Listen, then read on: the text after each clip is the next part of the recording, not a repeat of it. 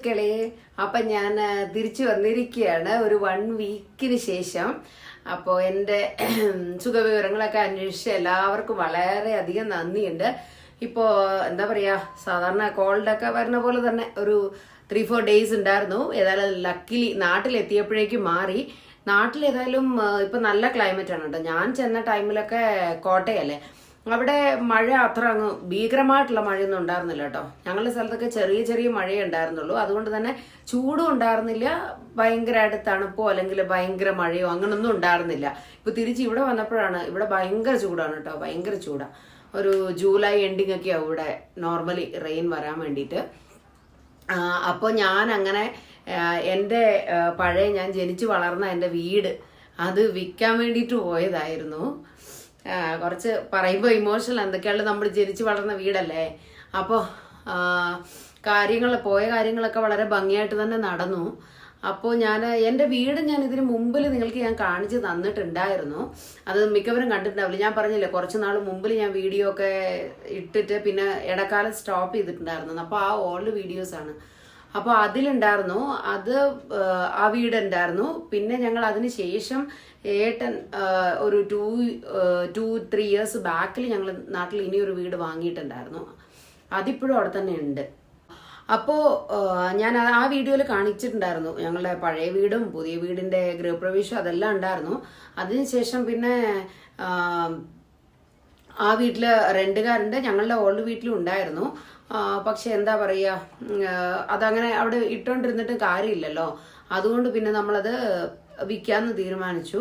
അങ്ങനെയാണ് അത് വിറ്റത്. കാരണം നമുക്ക് അവിടുന്ന് റെന്റ് ഒന്നും കറക്റ്റായിട്ട് കിട്ടുന്നുണ്ടായിരുന്നില്ല. അപ്പോൾ ചോദിക്കാനൊക്കെ അവിടെ അടുത്ത് ആരെങ്കിലും നമ്മളുണ്ടെങ്കിലല്ലേ ആൾക്കാർ തരുള്ളൂ. ഇപ്പം നമ്മളെല്ലാവരും ഹൈദരാബാദിലാണ്, ഫോണിൽ കൂടെ വിളിച്ചാൽ കറക്റ്റ് റെസ്പോണ്ട് ആവുന്നുണ്ടായിരുന്നില്ല.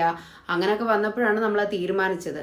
അപ്പോൾ വീട് ഏതായാലും പഴയ വീഡിയോയിൽ കൂടെ എൻ്റെ വീട് ഞാനങ്ങനെ ക്ലിയറായി ഒന്നും കാണിച്ചിട്ടുണ്ടായിരുന്നില്ല. അപ്പം ഞാൻ ഇന്നത്തെ വീഡിയോയിൽ നിങ്ങളെ കാണിക്കുന്നത് ഞാൻ ജനിച്ചു വളർന്ന എൻ്റെ ആ പഴയ വീടാണ്. എല്ലാവരും ഒന്ന് കണ്ടു നോക്കൂട്ടോ. അപ്പോൾ ഇതാണ് ഞാൻ ജനിച്ചു വളർന്ന എൻ്റെ മണിമാളിക കേട്ടോ. ആ പോകുന്നത് എൻ്റെ സിസ്റ്ററുടെ മകനാണ്.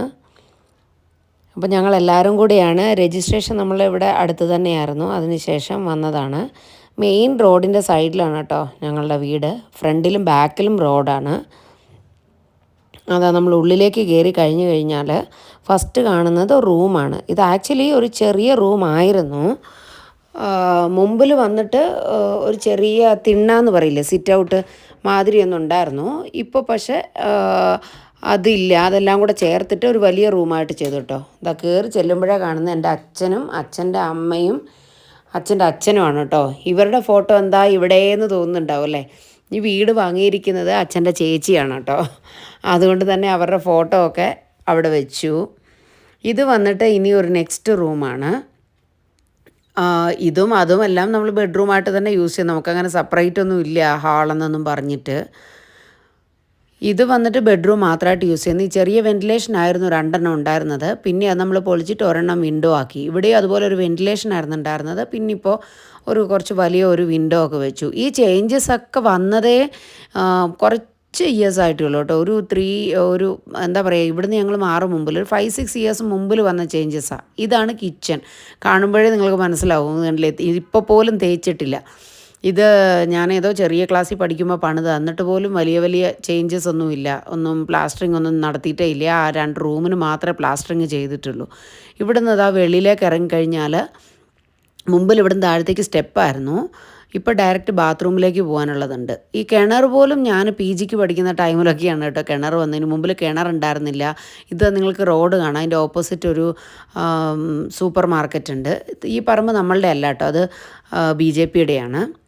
അപ്പോൾ ഇത്രയൊക്കെ തന്നെ ഉള്ളൂ എൻ്റെ വീട്.